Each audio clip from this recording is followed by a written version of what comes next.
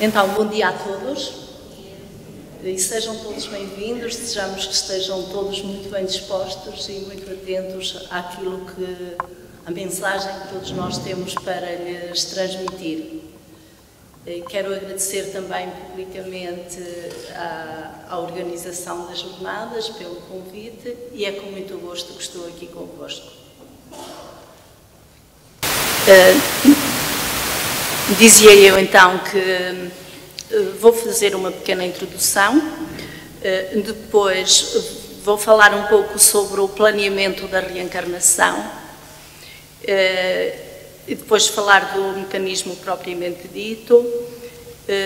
Vou falar também depois um pouco sobre a questão do esquecimento do passado, isto é, porque é que nós, na presente encarnação, não nos lembramos das inúmeras encarnações anteriores e depois faremos uma pequena conclusão.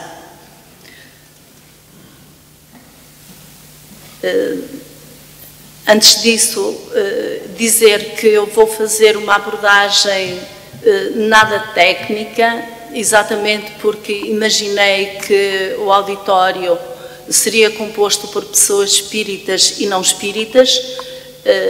Acredito que possa haver pessoas presentes que nunca tenham ouvido falar em reencarnação ou que não conheçam esta temática e então preocupei-me um pouco nesse sentido para que todo o auditório pudesse minimamente entender aquilo que temos para dizer.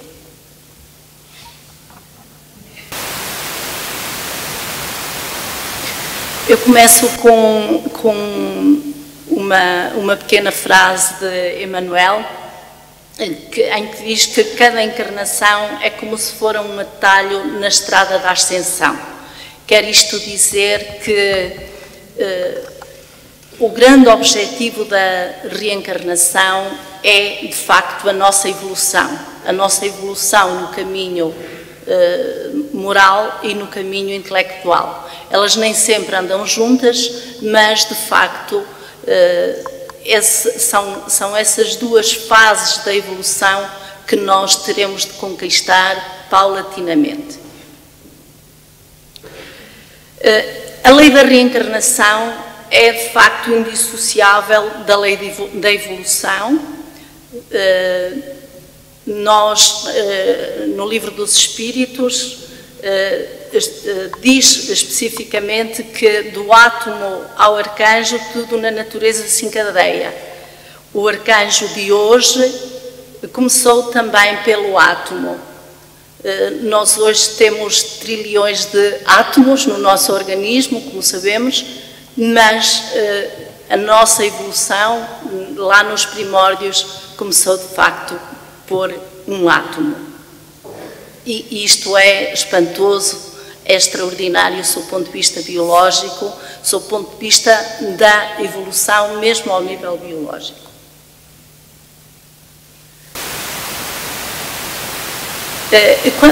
Quando nascemos, quem não conheça o mecanismo da reencarnação, achamos que tudo começa ali no momento da concepção.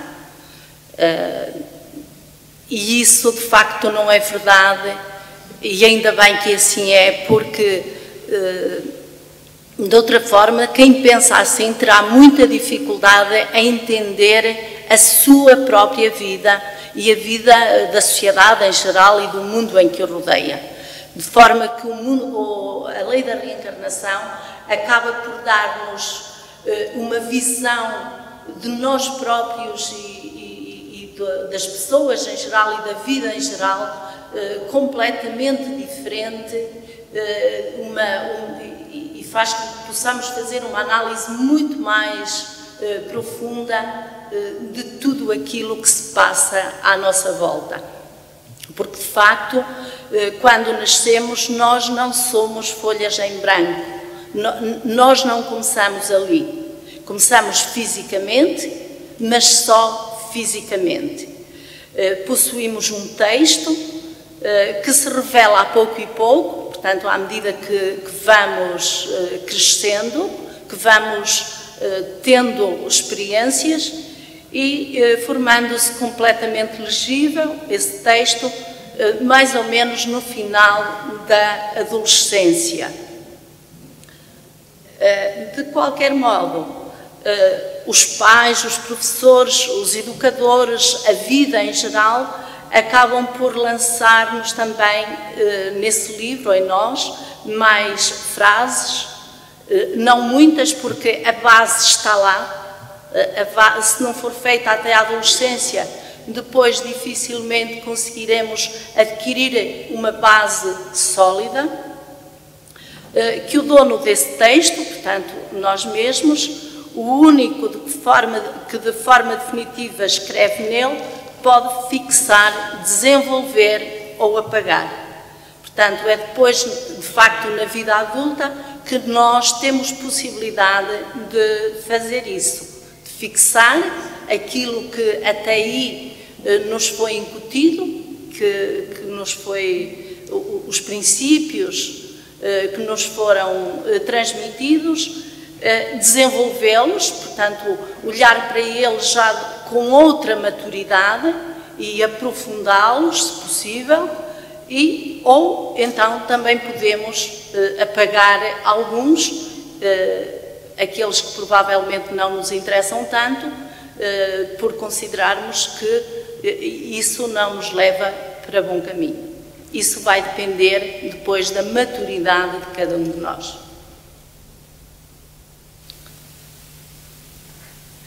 Então, vamos ao planeamento, falar um pouco no planeamento, isto é, antes de se dar o momento da concepção, quando ainda estamos no plano espiritual, porque, de facto, é a fase talvez mais importante no que toca à lei da reencarnação. Então, obedecendo à lei da evolução, que esse é o grande princípio da lei da reencarnação, e em função da necessidade de cada um de nós, o espírito vê-se na contingência de renascer e de participar, mais ou menos, no planeamento da sua futura reencarnação. E nós colocamos aqui mais ou menos, exatamente porque vai depender da evolução do espírito, a sua participação maior ou menor nesse planeamento. Quanto mais evoluído for o espírito em causa, mais capacidade, mais possibilidades ele terá de participar mais ativamente na sua reencarnação, no seu processo reencarnatório. Quanto menos evoluído o espírito for, menos possibilidades terá. Terá um livre-arbítrio um pouco mais reduzido e menos possibilidades terá, ao ponto de haver determinadas fases evolutivas ainda bastante embrionárias, portanto, bastante mais abaixo, que terão muita dificuldade em fazer o seu próprio planeamento. Ele acabará por ser da responsabilidade dos benfeitores, dos técnicos de reencarnação espirituais, visto que essa pessoa não terá condições ainda para planear a sua própria reencarnação. Isto é, ele não saberia fazer as escolhas que lhe convêm para que a sua encarnação possa ser coroada de êxito. E então a sua participação será menor, muito menor, ou praticamente ínfima em alguns dos casos.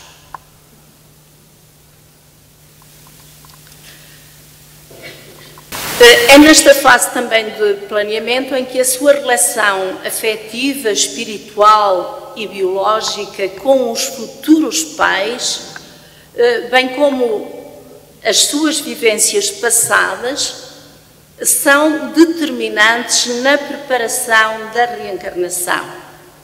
Aqui o conceito que a doutrina espírita tem de Deus não é um conceito de castigo e perdão, é um conceito pura e simplesmente de amor, como base na evolução de cada um de nós, e por esse motivo, portanto, a reencarnação terá de obedecer a esses princípios.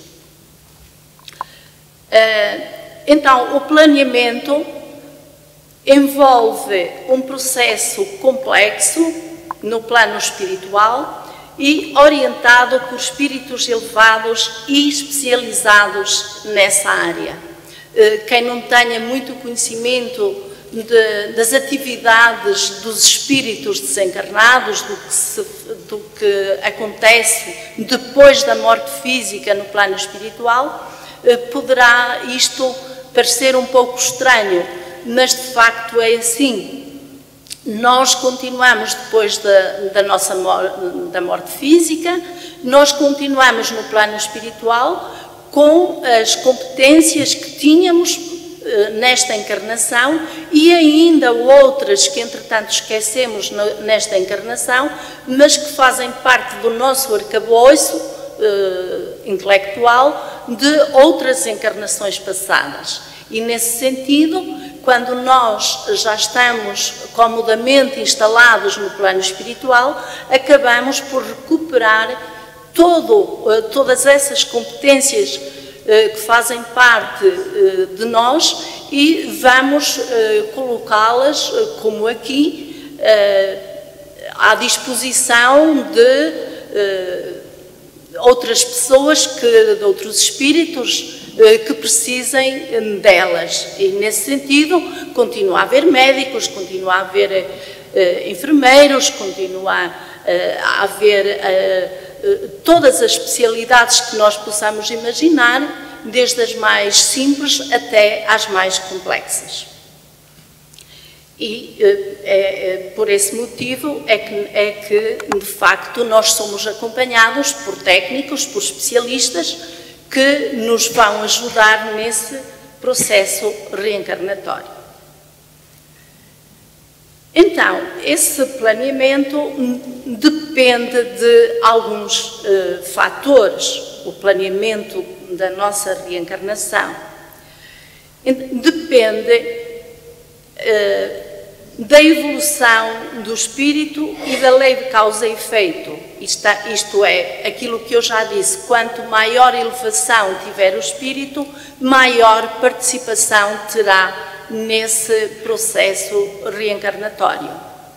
E é evidente que esses técnicos vão ter em consideração todo o passado desse espírito que vai reencarnar.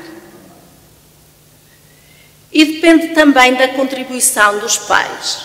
É muito interessante porque nós, especialmente naquelas fases da rebeldia, enquanto não atingimos a maturidade, de uma forma geral, temos alguma incompatibilidade com os nossos pais. Achamos que eles não sabem nada, nós é que sabemos tudo. Por vezes até há ali umas certas diatribes, etc. E mal nós sabemos que fomos nós, juntamente com eles, que decidimos ficar exatamente nesse papel de pais e filhos. Porque se todos soubéssemos isso, provavelmente essas relações passariam a ser diferentes.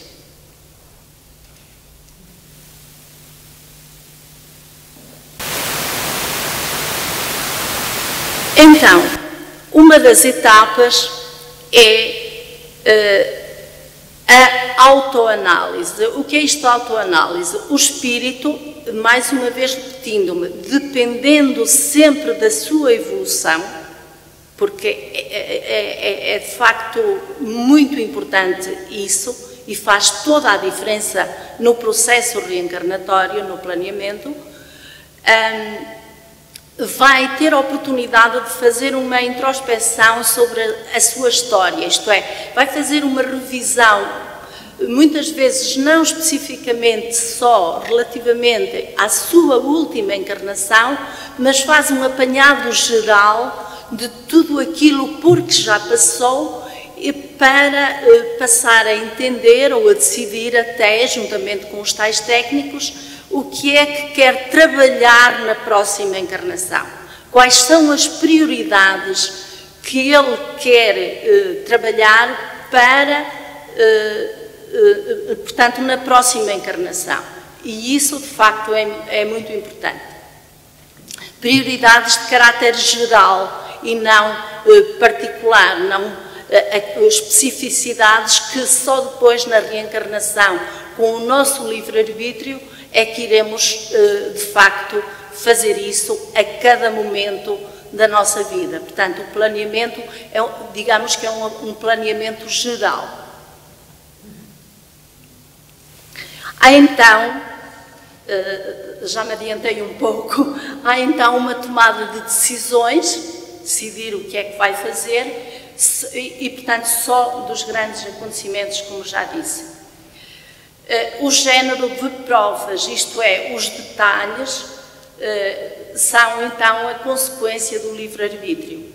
Aqui o género de provas é aquilo que eu disse, aquilo por que eu sinto que tenho necessidade, que devo de passar exatamente para evoluir. Não esqueçamos que o objetivo da encarnação é sempre, o único objetivo é sempre para nós evoluirmos.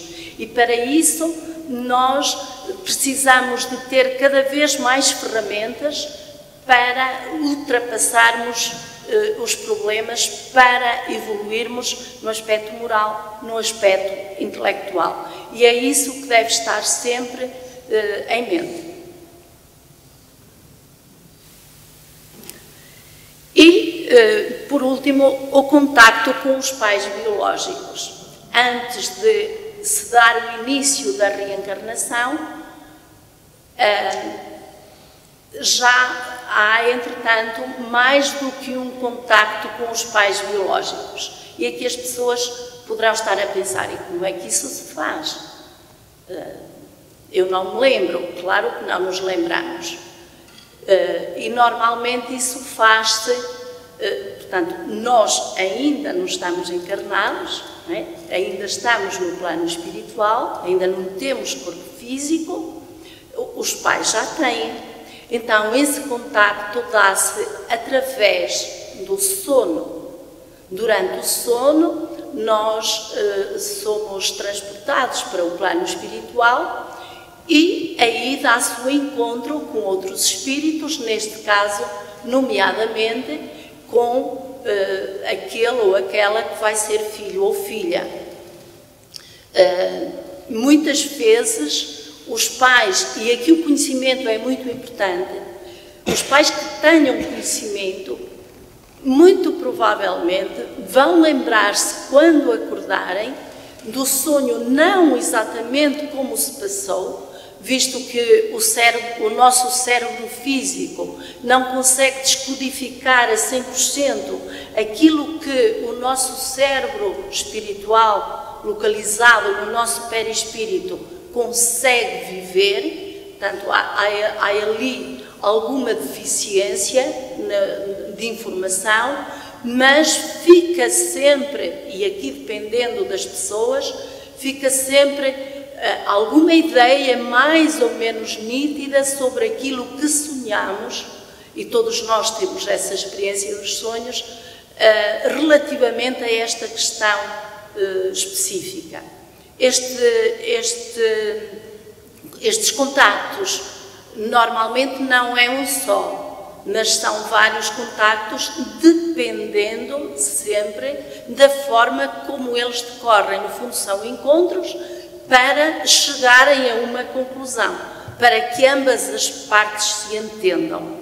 E então, de uma forma geral, é mais do que um encontro. Isto é muito interessante. Isto, repito, para quem não seja espírita, parece assim uma história da carochinha, mas de facto não é.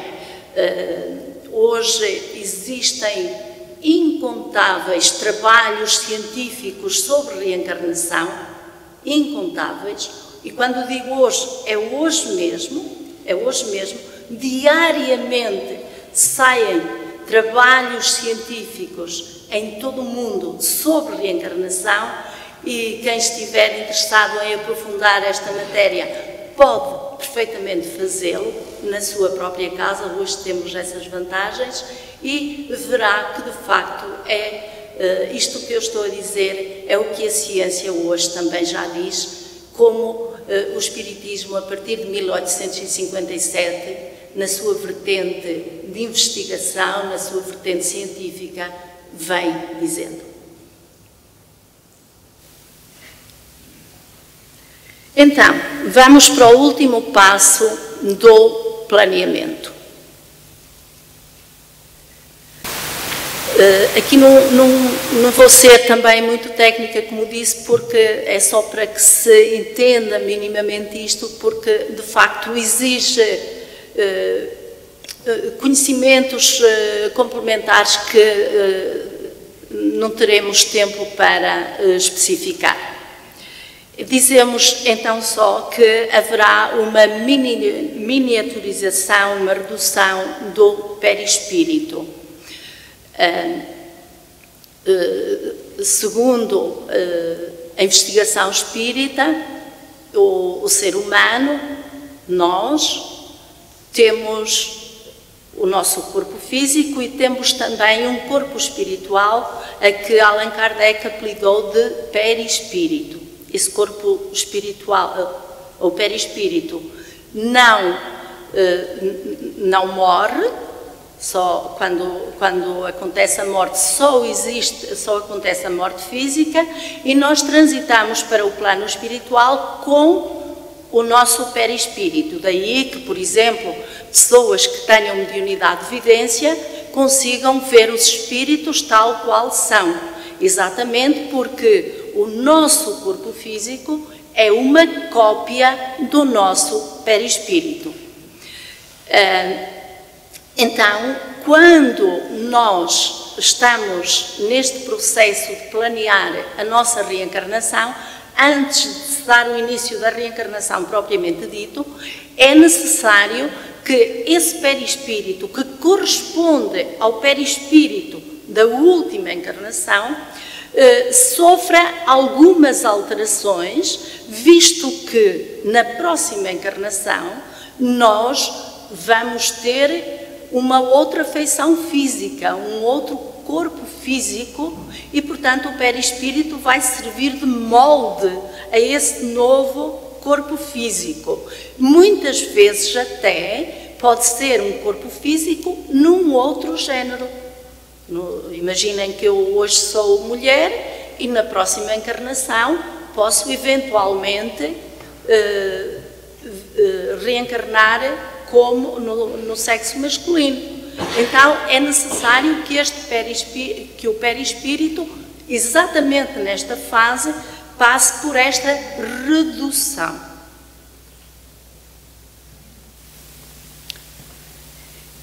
Então, em que é que consiste? Também assim de uma forma muito simples. Parte das suas energias. Nós somos energia, o nosso corpo é energia, o nosso corpo físico. O nosso perispírito também é energia. Isto é, também é físico, mas numa dimensão diferente da dimensão do corpo físico, porque de outra forma morreria com ele, mas continua a ter uma vertente física também. Provavelmente outra confusão que eu possa fazer nos ouvintes, mas por outro lado, se calhar isto acaba por aguçar um pouco a curiosidade para que possam investigar um pouco mais nesta área. E de facto, lendo ou estudando o Livro dos Espíritos, de Allan Kardec, irão certamente ficar esclarecidos nesta área também. Então, parte das suas energias, do perispírito, acabam por voltar à natureza, ao todo, como um pouco semelhante ao nosso corpo físico. O nosso corpo físico morre, mas não se perde na natureza, como sabemos. Ele vai animar as nossas moléculas, os nossos átomos, vão animar outros seres vivos e na natureza nada se perde, tudo se transforma, como disse Lavoisier. Então fica uma espécie de camada mais ou menos reduzida, uma vez mais aqui a nossa evolução está em causa. Sempre a nossa evolução está em causa. Mais reduzida nos espíritos menos evoluídos e menos reduzida nos mais evoluídos. Então, quando acontece isto,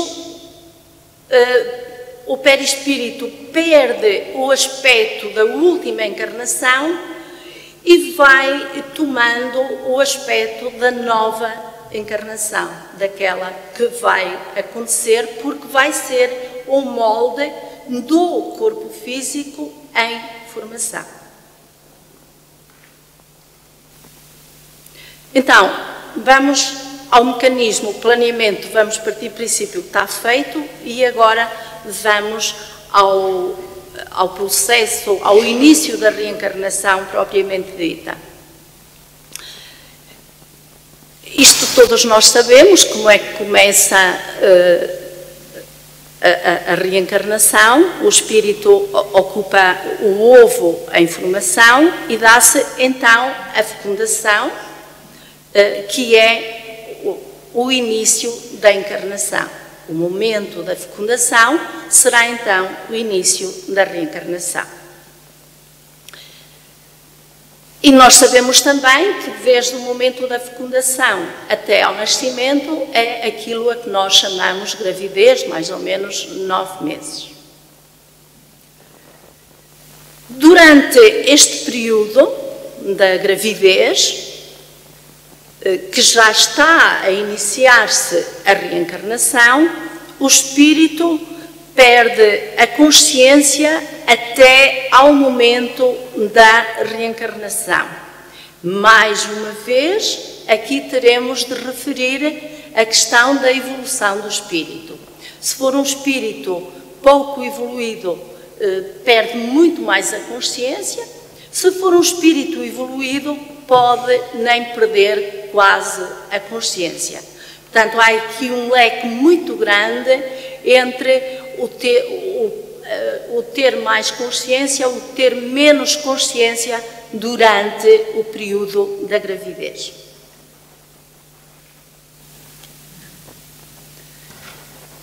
Entretanto, dá-se o nascimento e o espírito, a partir desse momento, vai recuperando a lucidez.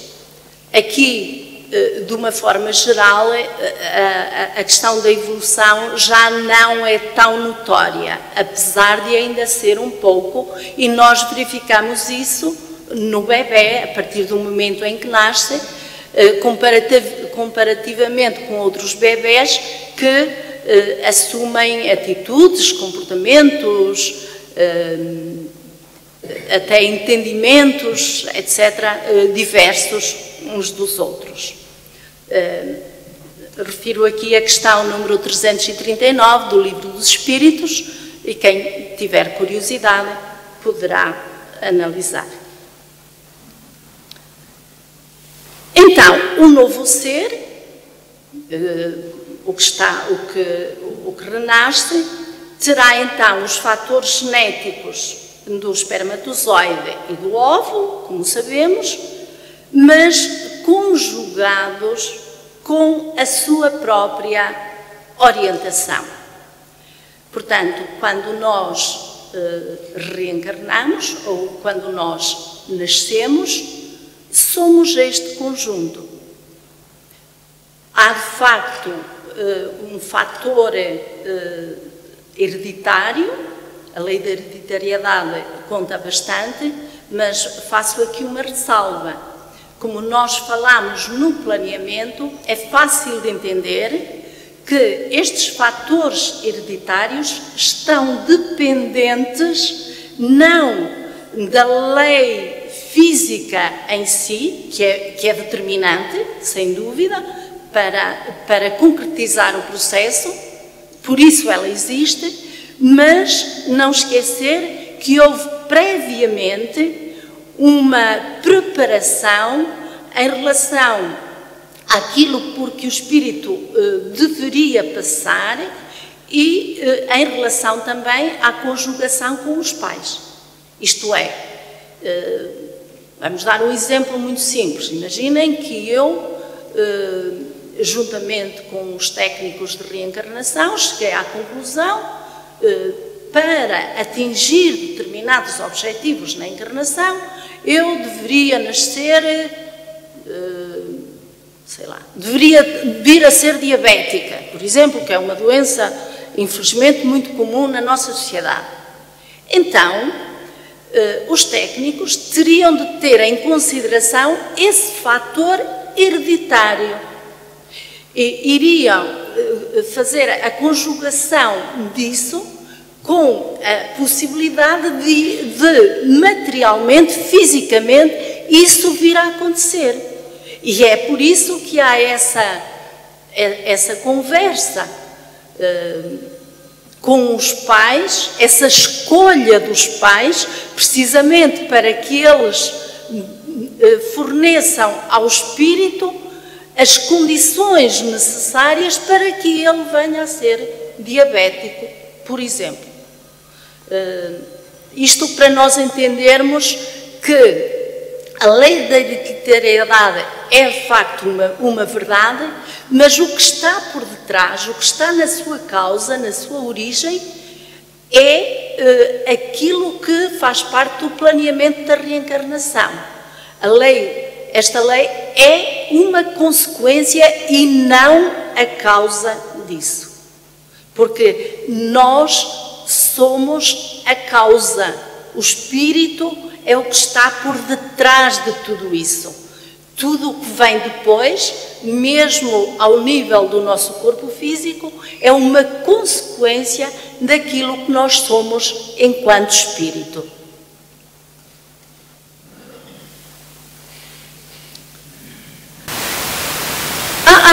Há uma questão muito interessante que eu achei que devia colocar aqui, que é, quem não entende de reencarnação, quem não está muito por dentro destas questões, uma das contestações que faz é, então se eu já tive outras vidas, se eu já vivi noutras situações, por que é que eu não me lembro de nada disso? E realmente é uma questão muito pertinente, não é? Então vamos tentar entender porque é que não nos lembramos disso.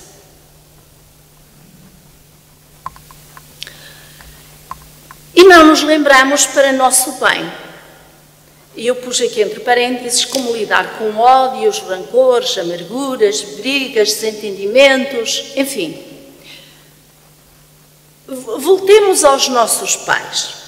Imaginem que para que esse conjunto familiar evolua, é necessário que ódios antigos se congreguem no mesmo lar para que mais facilmente sejam ultrapassados.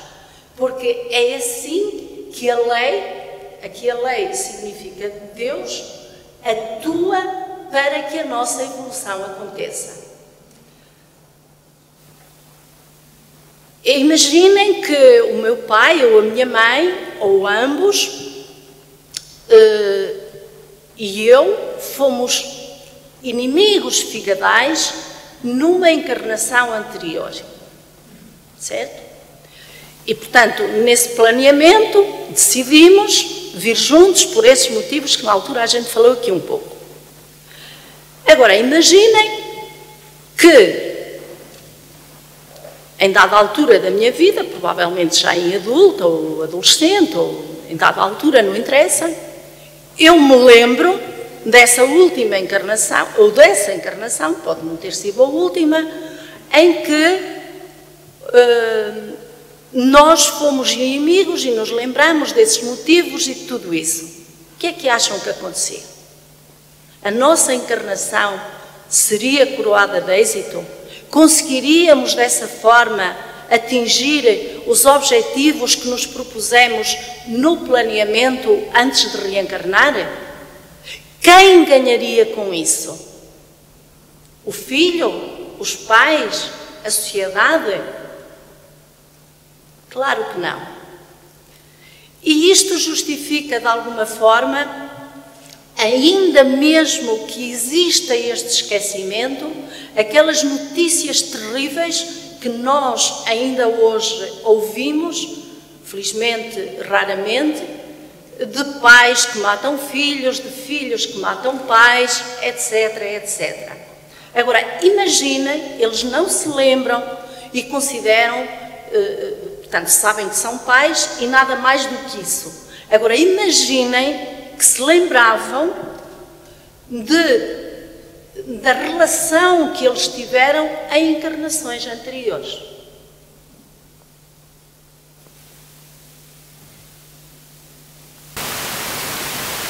Mas o facto de nós não nos lembrarmos do nosso passado, isso não significa que o percamos. Pelo contrário, nós somos a cada momento da nossa vida o somatório de tudo aquilo que vivemos desde que fomos criados simples e ignorantes. Só que nós não nos lembramos disso. Nós lembramos-nos simplesmente daquilo que é importante para limar as nossas arestas, para que a nossa evolução aconteça. É por isso que o esquecimento é abençoado.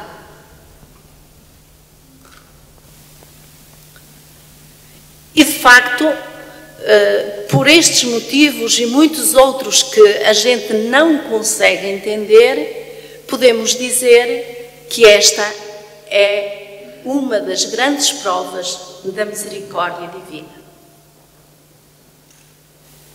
Porque, nesse sentido, e tenhamos sempre em mente, portanto, esta questão do esquecimento, imaginem que nos lembrávamos, nesse sentido, nós podemos cuidar do presente, isto é, nós podemos focar-nos exclusivamente no presente, porque não imaginamos sequer o que é que se passou, e dessa forma não nos perturbamos com o nosso passado. Imaginem que eu hoje conheço uma pessoa, aqui, vejo-a pela primeira vez, e de repente, imagino que não havia este esquecimento, de repente lembro-me da nossa relação, portanto, daquilo que se passou entre nós dois no passado. Como nós não somos pessoas perfeitas, certamente que cometemos naturalmente alguns erros na nossa vida de relação. Então, imagina, era como se não conhecesse a pessoa nesse momento e não estabeleceria com ela, certamente, uma relação que o esquecimento desta forma me permite estabelecer e, nesse sentido, ter possibilidade de, no presente, limar arestas que ficaram por resolver no passado. E, portanto, nesta medida, nós podemos projetar o nosso futuro de uma forma muito mais saudável, muito mais coerente, um futuro que seja, de facto, muito mais promissor. Então, o facto de não nos lembrarmos do nosso passado, ele fornece novas possibilidades de trabalho, porque o passado nunca se perde, como já disse atrás. E nunca se perde porquê? Porque ele não está registado no nosso cérebro físico.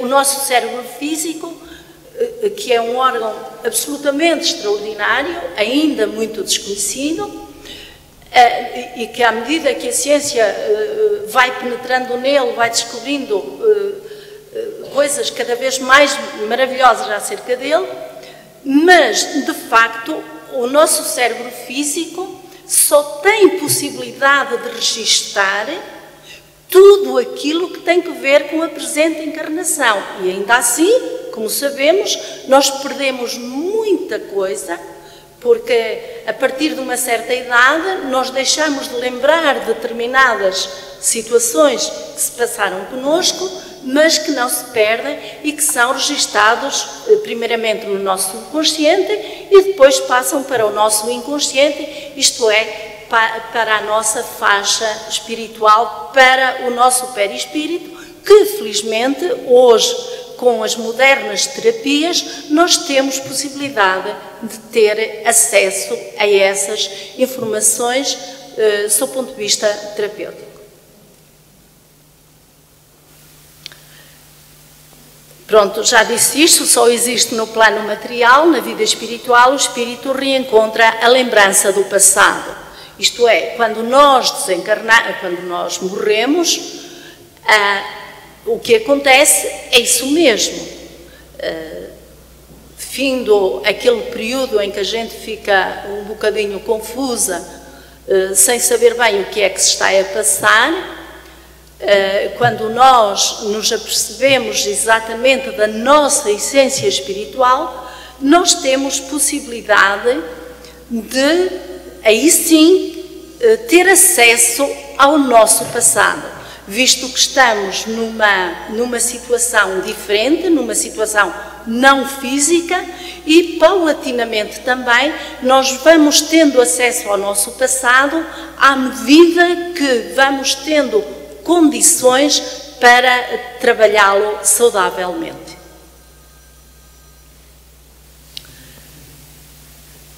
No entanto, este esquecimento do passado não é absoluto e há imensos casos desses, imensos mesmo, embora esses casos não lembrem uma encarnação completa, isto é, lembram determinados episódios provavelmente mais marcantes ou determinadas características que até têm a ver com as características atuais, portanto, acabam por lembrar-se, são laivos de outras encarnações, mas de facto existem muitos exemplos e eu não ficaria nada admirada se alguma das pessoas presentes nesta sala não tenha essa experiência pessoal. Então eu coloquei aqui 2 ou 3 exemplos, desde a antiguidade até praticamente aos nossos dias: Pitágoras, Lamartine, Victor Hugo, Alexandre Dumas e Walter Scott. Claro que poderia referir muitos mais, mas não achei que isso seria importante, porque lá está, é também uma investigação que quem quiser pode fazer e que é extraordinária. Estou a lembrar-me, por exemplo, de Verdi, em que ele explica muitíssimo bem como deu origem, como é que aconteceram, não direi todas, mas praticamente todas as suas obras. Como sabemos, foi um gênio. Mozart, por exemplo, e tantos outros.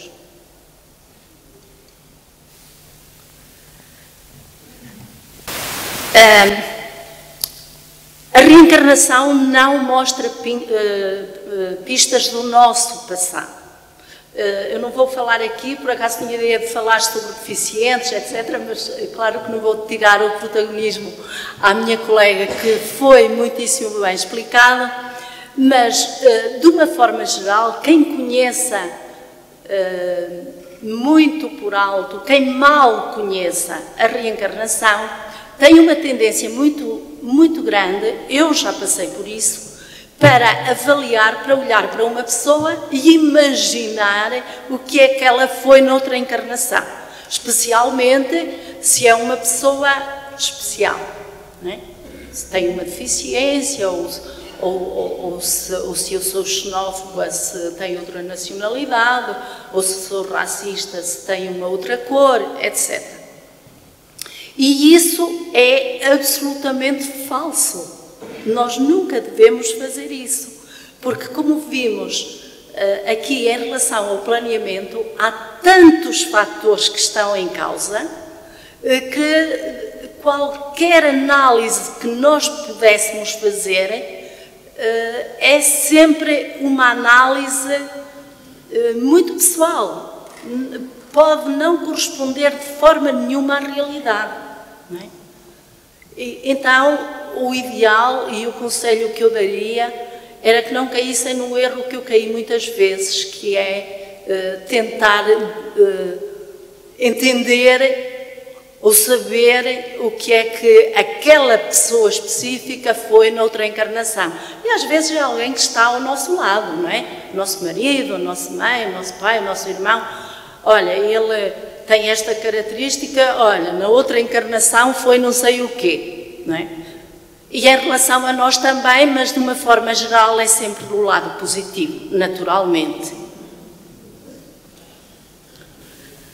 Exato, os deficientes, por exemplo, podem ter escolhido isso para melhorar, por exemplo, o seu nível de evolução, mas, como disse, não vou falar sobre isso. Então, fiz uma pequena conclusão, para não ser muito maçuda, dizendo que o que hoje somos é o somatório de todas as experiências passadas, nem mais, nem menos. Aqui não entra nem os favores, nem os castigos divinos. Nós é que somos os responsáveis por isso. Os louros são nossos. É tudo exclusivamente da nossa inteira responsabilidade. Então, quanto mais arregaçarmos as mangas, melhor para nós. O conhecimento aqui assume um papel primordial, na minha opinião, porque quem nem sequer cogita sobre estas coisas não quer dizer que seja um mau caráter ou que seja uma pessoa pior do que aquela que conhece a lei da reencarnação. Nada disso. Mas aquilo que eu sei é que se essa pessoa, com as características que já conquistou, conhecendo a lei da reencarnação, é uma ferramenta ótima para que ela possa evoluir ainda mais rapidamente. Disso não tenho dúvidas. A reencarnação é a mais excelente demonstração da justiça divina. Eu penso que isto ficou patenteado em relação a tudo aquilo que se disse. Imaginem que nós tínhamos, hipoteticamente, uma única vida. Onde é que estava aqui a justiça divina? Em tudo que nós vemos à nossa volta. Como? Como explicar? Como explicar a deficiência? Como explicar os génios?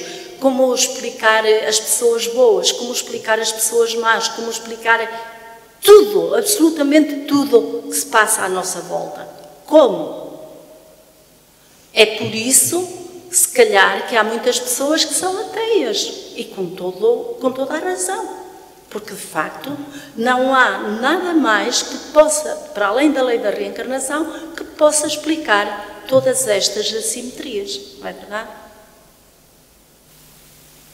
Então, facultar a todos oportunidades de aprendizagem e de crescimento evolutivo. Esta é a coluna dorsal da lei da reencarnação. E pronto, terminei a minha exposição. Quem desejar pode consultar a mesma bibliografia que eu consultei e provavelmente chegará às mesmas conclusões. Muito obrigada pela vossa atenção e até na próxima.